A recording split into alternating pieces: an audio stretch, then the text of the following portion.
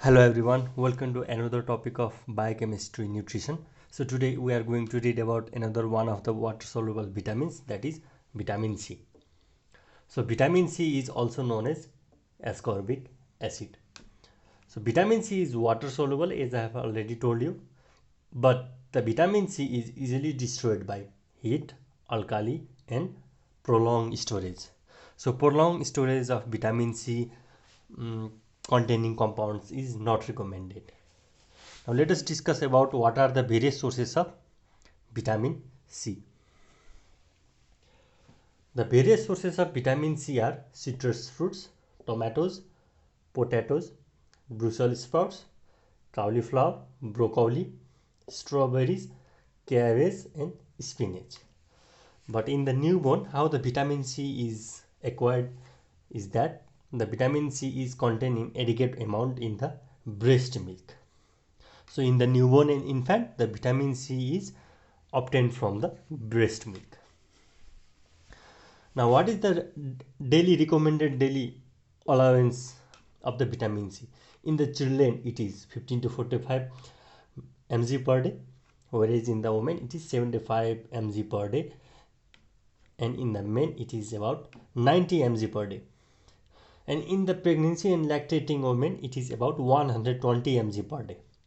In this smoker, we have to keep in mind that the recommended daily allowance increases by 35 mg per day because of the easily destroyed by the nicotine. Now let us discuss about what are various physiological roles and functions of the vitamin D. The vitamin C is antioxidant property. The vitamin C has antioxidant property, and vitamin C also helps in iron absorption. The vitamin C facilitates the iron absorption by reducing it to ferrous from ferric. That means the iron is absorbed from the intestine only in the ferrous.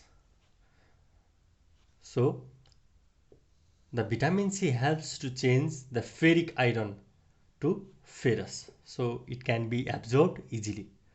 And vitamin C is also necessary for the hydroxylation of proline and lysine in collagen synthesis.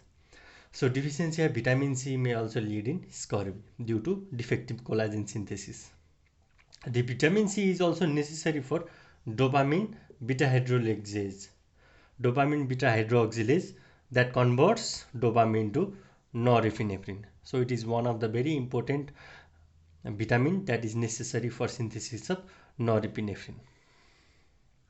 Now let us discuss about what are the various manifestations that occurs due to deficiency of vitamin C. The first manifestation, one of the common manifestations, is scurvy. In the scurvy occurs due to deficiency of vitamin B. What happens in scurvy is that there are swollen gums, easy bruising, petechiae can be seen, hemorrhage, anemia, poor wound healing due to defective collagen synthesis, perifollicular and subperiosteal hemorrhage, and also we can see corkscrew here in the scurvy. So these are the manifestation of vitamin C deficiency in the scurvy. Another is weakened immune system. These are the mainly manifestation of vitamin C that we see. Now what happens when there is excess of vitamin C? There will be nausea, vomiting, diarrhea, fatigue, and calcium oxalate nephrolithiasis can occur. The vitamin C, as the vitamin C enhances the iron absorption, it can increases the iron toxicity. When it can increases the iron toxicity, vitamin C can worsen hereditary hemochromatosis or transfusion related iron overload. So in hereditary hemochromatosis or transfusion related iron overload, if there is vitamin C excess, then it enhances the iron absorption, thus increasing the iron toxicity. So today in this lecture we read about introduction, the brief introduction of the vitamin C, the various sources of vitamin C, recommended daily allowance, the various physiological role we saw. We also discuss about various deficiency manifestations that occur, and what happens if there is excess of vitamin C in our body. So these are the topic we learned. I hope you understood this lecture. Thank you.